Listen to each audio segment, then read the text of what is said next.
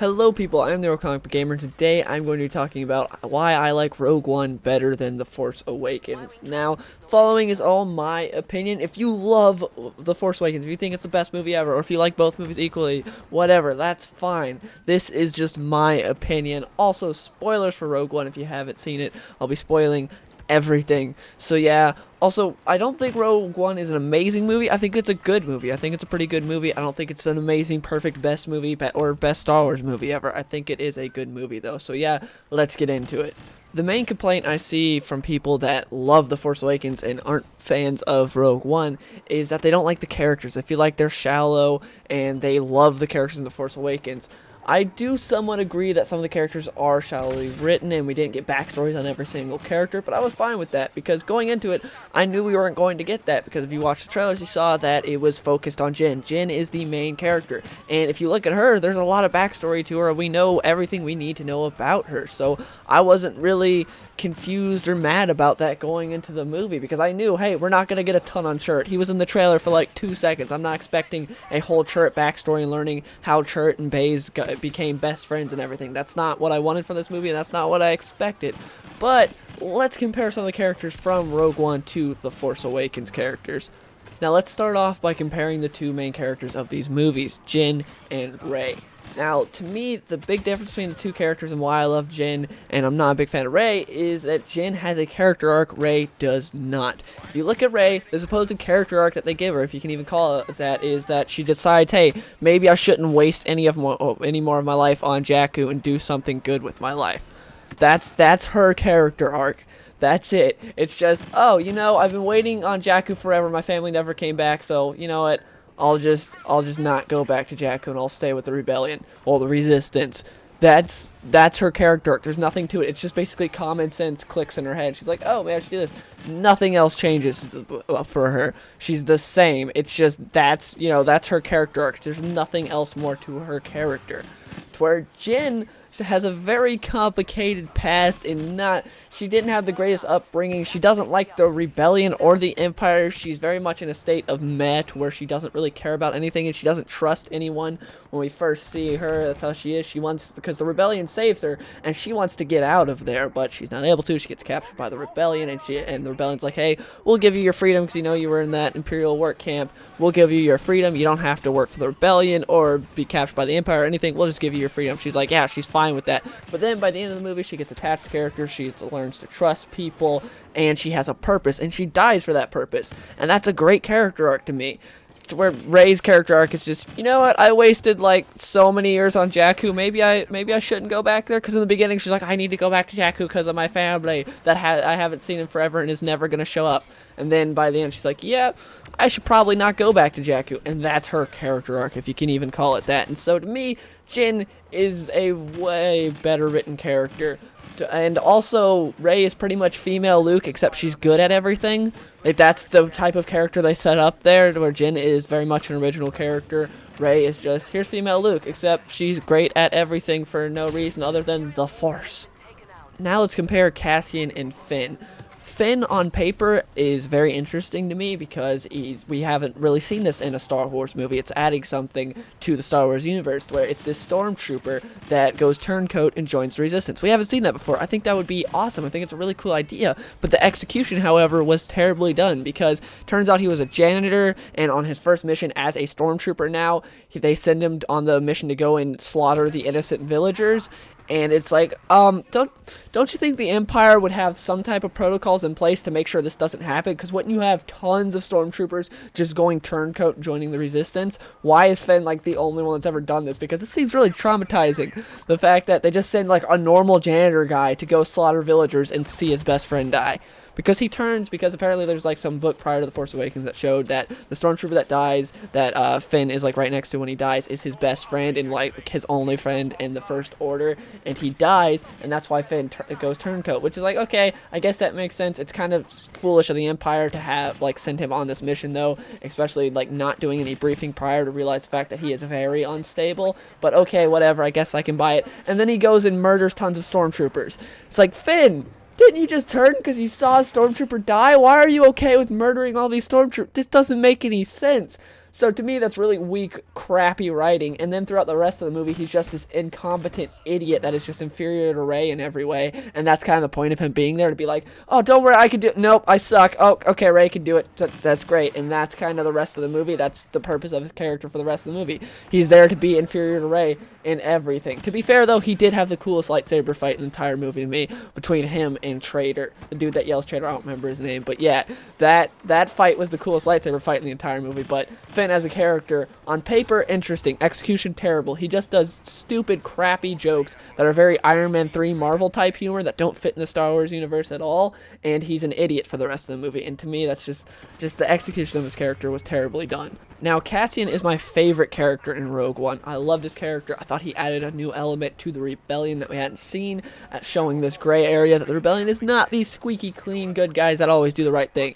Now, what he does for a greater tomorrow, but at the same time, he does lose a little bit of himself every time he does something like that. It's like he said in the movie, the fact that he's not proud of what he's done, but he did it in order for a better tomorrow. And I really like that in a character. I think that's awesome, and I love seeing Cassian do that. My favorite scene in the entire movie was the scene between Cassian and Jyn when they're on the ship and they're arguing, and she's like, you went up there to kill my father, and he's like, well, I disobeyed direct orders, and he put her in her place in that scene. And I love that, because I thought the scene was just going to be her like walking all over him and him not defending himself at all, but instead it was very much both two strong characters going at it, and I loved it. I love when she's like, you can't talk your way out of this, and he's like, I don't have to, and he talks, and we get a little bit of a peek back into his past. He's like, I've been in this fight ever since I was 6 years old. Some of us don't have the luxury of just deciding when we care, because, you know, for so long she was just in like this state of meh, like I said, where she didn't care about fighting for the rebellion or fighting the Empire or whatever. She didn't care about anything. And yeah, I really like that, and I love that scene. So much character and emotion in that scene. Cassian was just great, and he did have a small character arc, and the fact that in the beginning he is very much a sort of rebel stooge, and the fact that he'll do whatever the rebellion wants him to do, and then by the end he sort of gets some of his humanity back that he had lost, and he also learns to trust people, and he does get attached to characters, and he dies for the Death Star plans. And I thought that was great. I loved his character. He had a great character arc, and I loved the writing for his character. And no, there wasn't just deep, huge backstory for him that we got, but again, going into this movie, I wasn't expecting that, because we got hardly any of Cassian in the trailer, so I wasn't expecting it. It wasn't like they lied to us. It wasn't like Suicide Squad with Joker, to where it's like Joker's everywhere and then we don't get any of them. It wasn't like, oh my gosh, Cassian Andor is everywhere, why didn't we get a huge backstory for his character? No, I expected going in that movie not to get much Cassian Andor. I wasn't expecting to love his character, but I did. I thought his character was great.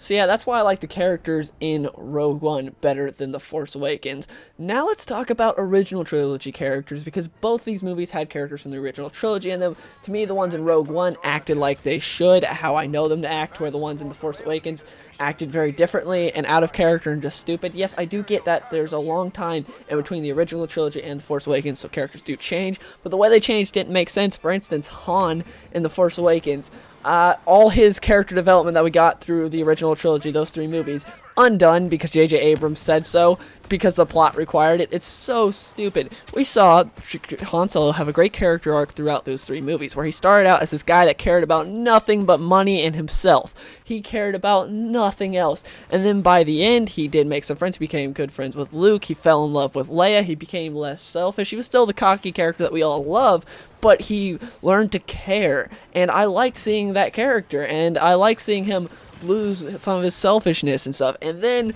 in this movie, nope, all that character development's gone. He's back to good old Han from the beginning of A New Hope, to where he doesn't care about anyone but himself and money, and that's it, and he doesn't care. And I'm like, what? That's so stupid. Why would you undo all the character development that we had in the 3 movies prior? Why? Because J.J. Abrams said so, and the plot required it, and it's just so stupid. Also broke up the romance from Han and Leia, these 2 characters. That was my favorite romance in film history. I love seeing them come together. I love those characters because they're so great together, and then he just broke them up for no apparent reason, just because, oh no, they were awful parents, which they never really, to me, gave off the impression that they'd be terrible parents, but turns out they were just god-awful parents, and that broke them up. Everything they went through, and it was just, well, we were bad parents, so Han leaves. It's totally out of character for him.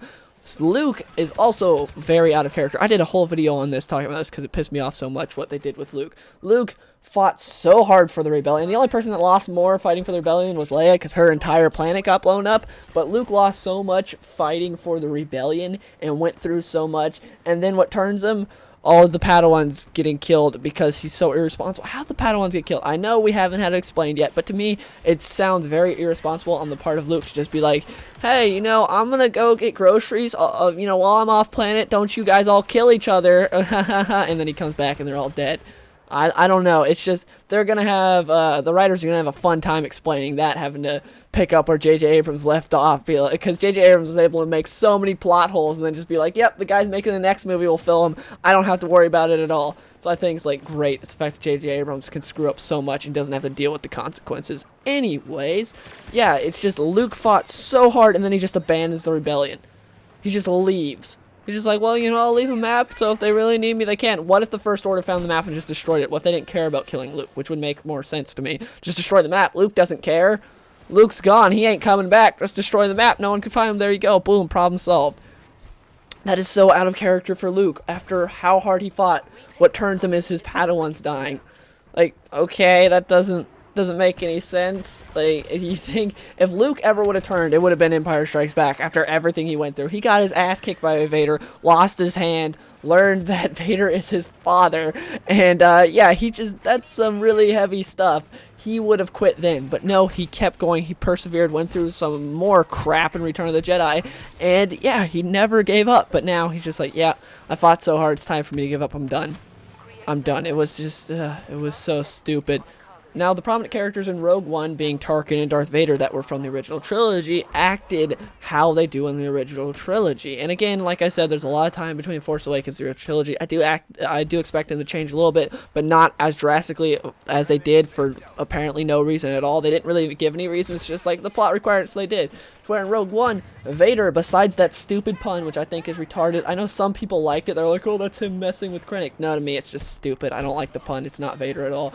But that was just one line. Besides that, he's very much Vader, and I love that scene when he's like, what are you talking about, Krennic? There was no Death Star. That was an accident, or like a mining accident, whatever it was. That was just like a mining accident that happened. There was no Death Star. I love that scene. And then he just chokes Krennic and leaves. The pun I didn't like, could have done without it. Besides that, very much Vader. And then that scene at the end was the best scene in any movie from 2016, in my opinion. I loved it. It's amazing. It's so much Vader. It's him just doing nothing fancy, just being Vader and showing us why the rebellion is so afraid of him and why everyone's so terrified. He's just going through dudes, just so simply destroying them. I love the part where he just rips the blasters out of their hands to make them feel even more helpless than they already do. They're just sitting there waiting for Vader to kill them. They got no blasters or nothing. Just chokes that one guy, puts the one guy on the ceiling, and then when Vader passes him, that one guy's like, maybe he forgot I'm up here, maybe he think he killed me, and then he just reaches back with his lightsaber and slashes him. Amazing scene. Everyone fanboyed out. If you don't like that scene, something's wrong with you. I will say that. Everything else, obviously, it's all up to opinion, whether you like the Force Awakens, Rogue One, or whatever. But if you don't like that Vader scene, I'm sorry, that's not opinion. You're just wrong. There's just something wrong with you. I loved Tarkin in this movie. I thought he was handled very well. The CGI was not perfect, but it was good. And when he came on screen the first time I saw him, I'm like, that's really good CGI. Then I moved on. I never after that was like, oh my gosh, that's CGI. Because I saw a lot of people complaining about that. I didn't get triggered every time he came on screen just going, that's CGI, that's CGI, that's CGI. Oh my gosh, I can't handle it. No, I've seen CGI in movies before. I was fine with it. I thought it was really good CGI, and I love the way Tarkin was used. I love the scene where they test the weapon, or they test the Death Star on Jeddah City, and Tarkin turns to Krennic and is like, I'm sorry, man, I was wrong about this, the weapon works good, and then a second later he's like, yeah, and I'm taking it, by the way, and I'm going to tell the Emperor it works good, and I'm taking the Death Star. This is now it's under my control. I love that scene. It's so Tarkin. It just fits his character perfectly, where he's like, yeah, you did all the work and everything, and I'm going to take the credit into my battle station now, and bye-bye. I loved it. He was great, and I thought Tarkin was used very well, and to me, it made sense why he's in this movie, because at the end of Revenge of the Sith, we see Tarkin with Darth Vader and the Emperor, so if he wasn't in this movie, I know in the back of my head, I would be thinking, where's Tarkin? Why isn't he here? We saw him at the end of Revenge of the Sith. Why is Krennic here? Where's Tarkin? This doesn't make any sense. So I'm really happy he was in this movie, and he did have a prominent role, and I like the way he was used. Now let's talk about character deaths, because The Force Awakens had a huge character death, and obviously in Rogue One, everyone from the main cast dies. So in The Force Awakens, Han Solo dying was just handled terribly to me. It was so predictable and not emotional at all, because I didn't care about Kylo Ren. I thought he was a terribly written character. And by the way, I think both villains for these movies are terrible. I think Krennic was awful, and I think, even though I like the actor and I was excited for him in the trailers, I thought he was awful. Kylo Ren, again, I like the actor, I like Adam Driver, but I thought the character was just awful. He was just like a whiny brat, sort of like Anakin 2.0, and was just, I didn't care for his character. I didn't like the villains in either of these movies. But anyways, the character death of Han. I had 3 movies prior to this to get attached to Han, and I did. I loved Han. He's one of my favorite characters in movie history. He's awesome. He's great. Everyone loves Han Solo. And in this movie, I didn't feel sad at all when he died. I felt mad at J.J. Abrams for how he handled his death. I thought his death was handled terribly, and I was just really upset at how his death was handled, because it's like, okay, this is just, they're trying to recreate the Obi-Wan death scene, except I was so sad when Obi-Wan died. Like, legitimately, when I was little, I liked A New Hope, but I couldn't watch it a lot of the times because of Obi-Wan dying. I hated having to watch Obi-Wan die over and over again when I was little, watching A New Hope. And it's like, watching this movie, I didn't feel sad at all. I didn't feel sad at all when Han died. I was like, okay, it's going to a bridge and he's confronting his son. He's going to die here. Oh, he died. How sad. He got killed by a character that I don't care about at all. I'm not interested in at all. And he died so predictably, and it's just stupid. To where, in Rogue One, not every character was I sad when they died. I wasn't sad when Baze died. I wasn't sad when Chirrut died. Even though I liked those characters, I didn't, like, their deaths were, like, okay. I liked, actually, Baze's death was handled alright. It's just, I thought it was kind of stupid how he's, like, going up there slowly reloading and stuff, and the Death Troopers just running at him, missing almost every shot, and it's like, that's kind of stupid. I didn't care for, like, I like the way Chirrut died. I just wish he would have stayed dead instead of having that last, like, cradle the head like a baby moment and get his last word off. I hated that. Same with Galen Erso. I hated the fact that he had that, you know, cradle the head and they got one last word off. I hate that. I hate those deaths. It's been done to death in movies so many times. Every time a character dies, someone close to them has a chance to cradle their head and they get to say, like, one last sentence to him, like, I've always loved you, all blah, blah, blah. And it's like, that's so stereotypical. I hate it. But Cassian and Jin's death, I felt emotional when they died. I wasn't like crying, bawling in the theaters or anything, but I did feel a little sad, and I was like, man, I'm happy they did kill them, because I'm happy the movie had the guts to, but I felt sad. I was kind of like, man, that sucks, but, you know, in a good way. Same with the way K2SO died. A character that's just a droid, not even human. I felt emotional when he died. I felt a little sad. And yeah, Cassian Andor and Jyn Erso, when they're hugging, and Cassian's just like looking at death coming straight at him and knowing this is his last moments, and that both of them knowing that they died for a good cause, but that this is it, they're done, like they did all they could, it was kind of sad. But when Han died, this character that I had 3 movies to get attached to, I didn't feel emotion at all. I felt anger at the creators of the movie, but I didn't feel sad at all, which I should have, because I had way more movies to get attached to him, and I loved Han way more than anyone in Rogue One. Even though I like a lot of characters in Rogue One, none of them compare to Han to me. But I felt more sad when these characters in Rogue One died. It was stupid to me. I hated the way Han's death was handled, to where the way Cassian Andor and Jin's death and K2SO's death was handled was really well. Now let's just talk about some general things like humor. To me, the humor in Rogue One was very witty, organic, spontaneous. It was very much the original trilogy style humor. The humor in The Force Awakens was very Iron Man 3 Marvel humor, like I talked about earlier. It was very much just, you got a boyfriend, cute boyfriend, droid, please. Those type, like, how? Why? Why would you put those lines in the movie? Whoever thought those were good lines? It's so stupid and just crappily done. And it's just, I hated that. The humor was so bad in The Force Awakens. There were some funny lines, like, that's not how the Force works, but for the most part, there was a lot of just stupid humor. But to me, Rogue One had some very good humor, like the part with K2SO when he's just like, there's a problem on the horizon. There's no horizon. I love how deadpan he says that, because it's K2SO. He doesn't care. He's just a droid. Like, he just says what's on his mind, like they're saying with the reprogramming, how it's a result of the reprogramming. He just says what's on his mind. And I love it. He says it so deadpan in other moments. He was a funny character and natural, like, organic type humor that was witty, and I liked it, aligned with the original trilogy humor like we got from Han and C-3PO in the original trilogy. Now, overall, what did these movies add to their universes? Like, did we get anything cool? To me, we got some cool stuff from Rogue One. Like I said earlier, we got a gray area to the Rebellion.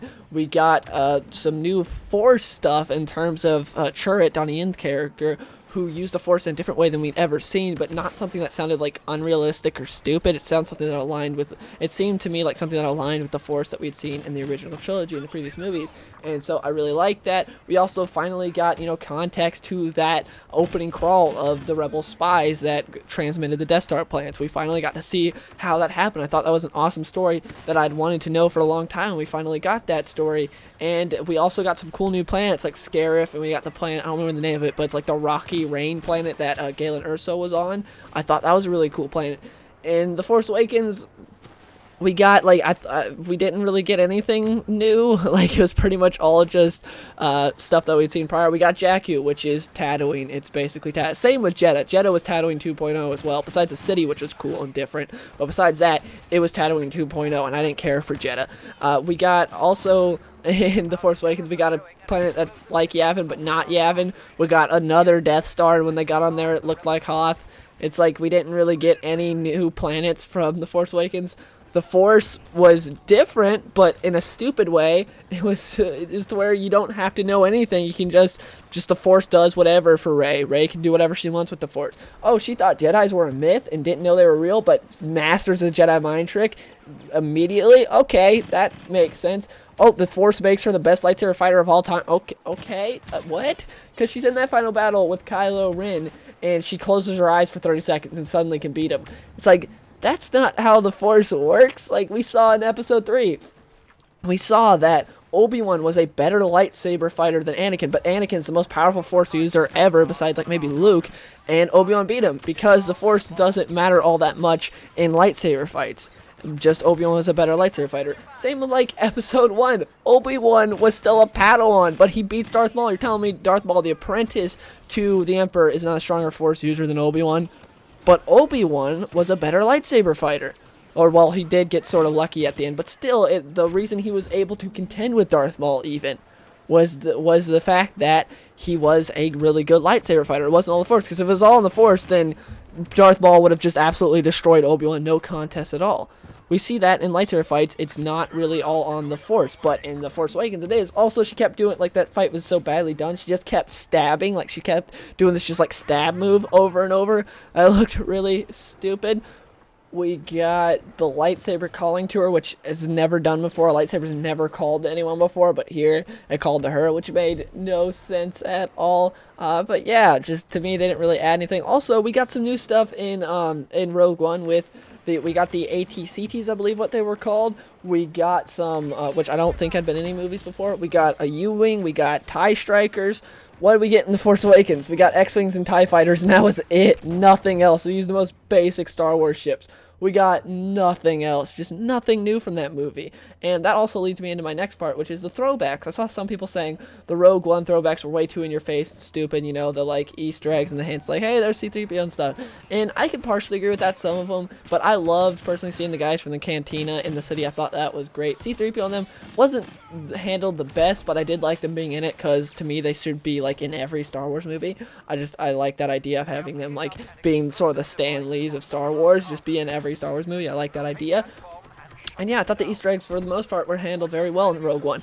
The entirety of The Force Awakens was a throwback to A New Hope and the rest of the original trilogy. The entirety of it. You have a trench run, you have a Death Star, you have a planning scene for the Death Star, you have an Obi-Wan character, which is Han, you have him die, you have so many things that are just straight up A New Hope. They're just straight up ripped out of A New Hope. The entire movie is a throwback, is a callback to the other movies. So how can someone who loves The Force Awakens and loves the callbacks and that and everything then get so mad about the Rogue One throwbacks? I don't get it when the entirety of The Force Awakens is a throwback. And of course, the overall story I enjoyed in Rogue One a lot more. Like I said before, this is a story that I always wanted to know from the text at the beginning, from the opening crawl of A New Hope. So I'm glad we got a story to that, where I'd already seen the Force Awakens story before. It was A New Hope. That's it. There was nothing new to it. I didn't need to see this story. It was something that I had already seen before. Just they decided to do the New Hope storyline, but with way worse characters. And it's like, Why would I want to see A New Hope with worse characters? There's no point to that. It's just stupid. Anyways, that's why I like Rogue One better than The Force Awakens. That's why it's better to me. Again, all this is my opinion. I know a lot of people don't care and will just get mad off the title and have already disliked it before even watching a second of this video. But these are my reasons for why I like Rogue One and I don't like The Force Awakens and why I think it's a better movie. Anyways, hope you guys enjoyed the video. Please let me know in the comments below what are your thoughts on all of this. Try to have civil discussion in the comments below. And yeah, I'll see you guys in the next one.